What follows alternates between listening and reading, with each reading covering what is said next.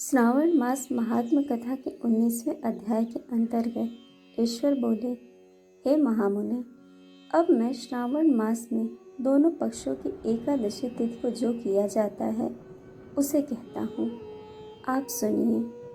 हे वत्स, रहस्यमय, अतिश्रेष्ठ, महान पुण्य प्रदान करने वाले, इस महापातकों का नाश करने वाले इस व्रत को मैंने किसी से नहीं कहा है। यह एकादशी व्रत श्रवण मात्र से मनुष्यों को वांछित फल प्रदान करने वाला, पापों का नाश करने वाला, सभी व्रतों में श्रेष्ठ तथा शुभ है। इसे मैं आपसे कहूँगा। आप एकाग्रचित्त होकर सुनिए। दशमी तिथि में प्रातःकाल स्नान करके शुद्ध होकर संध्या आदि करने और वेद वेत्ता, पुराणज्ञ तथा जितेंद्रिय विप्रों से आज्ञा लेकर 16 उपचारों से देवाधिदेव महादेव का विधिवत पूजन करके इस प्रकार प्रार्थना करें। हे पुंडरीकाक्ष, मैं एकादशी को निराहार रहकर दूसरे दिन भोजन करूँगा। हे अच्युत, आप मेरे शरणदाता होइए। हे वत्स, गुरु, देवता तथा अग्नि के सन्निधि में नियम धारण करें और उस दिन काम क्रोध रहित होकर भूमि पर शयन करें। उसके बाद प्रातःकाल होने पर भगवान केशव को मन में लगाएं। भूख लगने तथा प्रस्खलन, गिरना, ठोकर आदि लगना के समय श्रीधर इस शब्द का उच्चारण करें। हे वत्स, यह व्रत मोक्ष प्रदान करने वाला है। अतः 3 दिनों तक पाखंडी आदि लोगों से बातचीत, उन्हें देखना तथा उनकी बातें सुनना, इन सब का त्याग कर देना चाहिए।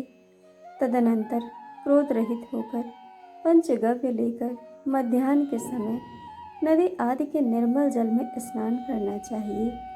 सूर्य को नमस्कार करके भगवान श्रीधर के शरण में जाना चाहिए और वर्णाचार की विधि से सभी कृत्य संपन्न करके घर आना चाहिए। वहाँ पुष्प, धूप तथा अनेक प्रकार के नैवेद्यों से श्रद्धा पूर्वक श्रीधर की पूजा करनी चाहिए। उसके बाद सुवर्ण में पंचरत्न युक्त श्वेत चंदन से लिप्त तथा 2 वस्त्रों से आच्छादित कलश को स्थापित करके शंख, चक्र, गदा युक्त देवाधिदेव श्रीधर की प्रतिमा स्थापित कर उनकी पूजा करके गीत, वाद्य तथा कथा श्रवण करके 7 रात्रि में जागरण करना चाहिए। इसके बाद विमल प्रभात होने पर द्वादशी के दिन विधिवत पूजन करके कृतकृत्य होकर बुद्धिमान को चाहिए कि श्रीधर नाम का जप करे। इसके बाद उन शंख, चक्र तथा गदा धारण करने वाले देव देवेश श्रीधर की पुनः पूजा करें और स्वर्ण दक्षिणा सहित कलश को ब्राह्मण को प्रदान करें। उस समय ब्राह्मण को विशेष करके नवनीत अवश्य प्रदान करें। इस प्रकार प्रार्थना करें, भगवान श्रीधर, आज आप मुझ पर प्रसन्न हों और मुझे अत्युत्तम लक्ष्मी प्रदान करें। हे मुनिश्रेष्ठ, इस प्रकार उच्चारण करके जगत गुरु श्रीधर से प्रार्थना करके श्रेष्ठ ब्राह्मणों को भोजन कराकर अपने सामर्थ्य अनुसार दक्षिणा दान देकर उसके बाद सेवकों आदि को भोजन कराकर गायों को घास खिलानी चाहिए। इसके बाद मित्रों तथा बंधु बांधवों समेत स्वयं भोजन करना चाहिए। हे सनत कुमार, मैंने आपको यह श्रावण मास के शुक्ल पक्ष की एकादशी व्रत विधि बतला दी। इस प्रकार कृष्ण पक्ष की एकादशी में भी करना चाहिए। दोनों व्रतों के अनुष्ठान समान हैं, केवल देवताओं के नाम में भेद है। जनार्दन मुझ पर प्रसन्न हो, यह वाक्य बोलना चाहिए। शुक्ल पक्ष की एकादशी के देवता श्रीधर हैं और कृष्ण एकादशी के देवता जनार्दन हैं। हे सनत कुमार, यह मैंने आपसे दोनों पक्षों की एकादशियों के व्रत का वर्णन कर दिया है। इस एकादशी व्रत के समान पुण्य न तो कभी हुआ है और न होगा। आपको यह व्रत गुप्त रखना चाहिए और दुष्ट हृदय वाले को नहीं प्रदान करना चाहिए। ईश्वर बोले, हे सनत कुमार, अब मैं द्वादशी तिथि में होने वाले श्री हरि के पवित्रारोपण व्रत का वर्णन करूँगा। पिछले अध्याय में देवी की कही गई पवित्रारोपण विधि के समान ही इसका भी पवित्रारोपण है। इसमें जो विशेष बात है उसे मैं बताऊंगा। सावधान चित्त होकर सुनिए। हे महामुनि, इस व्रत के लिए जो अधिकारी बताया गया है उसे आप सुनिए। ब्राह्मण, क्षत्रिय, वैश्य, शूद्र तथा स्त्री, इन सभी को अपने धर्म में स्थित होकर भक्ति पूर्वक पवित्रारोपण करना चाहिए।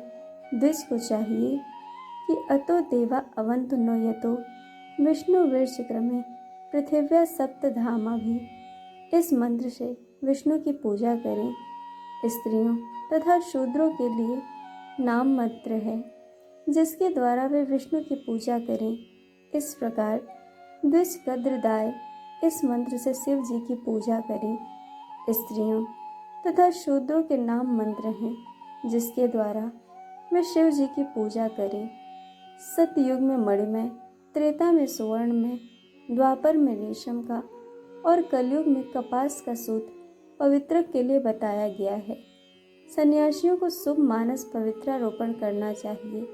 बनाए गए पवित्र को सर्वप्रथम बांस की सुंदर टोकरी में रखकर शुद्ध वस्त्र से ढककर भगवान के सम्मुख रखें और इस प्रकार कहें, हे प्रभु, क्रियालोक के विधान के लिए जो आपने आच्छादन किया है, हे देव, आपकी प्रसन्नता के लिए मैं इसे करता हूँ।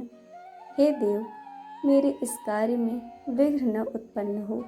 हे नाथ, मुझ पर दया कीजिए। हे देव, सब प्रकार से सर्वदा आप ही मेरे परम गति हैं। हे जगतपति, मैं इस पवित्रक से आपको प्रसन्न करता हूँ। ये काम, क्रोध आदि मेरे व्रत का नाश करने वाले ना हों। हे देवेश, आप आज से लेकर वर्ष पर्यंत अपने भक्त की रक्षा करें। आपको नमस्कार है। इस प्रकार कलश में देवता की प्रार्थना करके बांस के सुख पात्र में स्थित पवित्रक की आदर पूर्वक प्रार्थना करनी चाहिए। हे पवित्रक, वर्ष भर की गई पूजा की पवित्रता के लिए विष्णु लोक से आप इस समय यहाँ पधारे। आपको नमस्कार है। हे देव, मैं विष्णु के तेज से उत्पन्न मनोहर, सभी पापों का नाश करने वाले तथा सभी कामनाओं को पूर्ण करने वाले इस पवित्रक को आपके अंग में धारण कराता हूँ। हे देवेश, हे पुराण पुरुषोत्तम, आप मेरे द्वारा आमंत्रित हैं, अतः आप मेरे समीप पधारें। मैं आपका पूजन करूँगा। आपको नमस्कार है। मैं प्रातःकाल आपको यह पवित्रक निवेदन करूँगा। उसके बाद पुष्पांजलि देकर रात्रि में जागरण करना चाहिए। एकादशी के दिन अधिवासन करें और द्वादशी के दिन प्रातःकाल पूजन करें। पुनः हाथ में गंध, दुर्वा तथा अक्षत के साथ पवित्रक लेकर ऐसा कहें, हे देवदेव, आपको नमस्कार है। वर्ष पर्यंत की गई पूजा का फल आप देने वाले इस पवित्रक को पवित्रीकरण हेतु आप ग्रहण कीजिए। मैंने जो भी दुष्कृत किया है उसके लिए आप मुझे आज पवित्र कीजिए। हे देव, हे सुरेश्वर, आपके अनुग्रह से मैं शुद्ध हो जाऊं। इस प्रकार मूल मंत्र से संपुट इन मंत्रों के द्वारा पवित्रक अर्पण करें। उसके बाद महानैवेद्य अर्पित करके निराजन कर प्रार्थना करें और मूल मंत्र से घृत सहित खीर का अग्नि में हवन करें। इसके बाद इसी मंत्र से पवित्रक का विसर्जन करके इस प्रकार बोलें, हे पवित्रक, वर्ष भर की गई मेरी पूजा शुभ को पूर्ण करके अब आप विसर्जित होकर विष्णुलोक को प्रस्थान करें। इसके बाद पवित्रक को उतार कर ब्राह्मण को प्रदान कर दें अथवा जल में विसर्जित कर दें। हे वत्स, मैंने आपसे श्री हरि के इस पवित्रारोपण का वर्णन कर दिया। इसे करने वाला इस लोक में सुख भोग कर अंत में वैकुंठ प्राप्त करता है।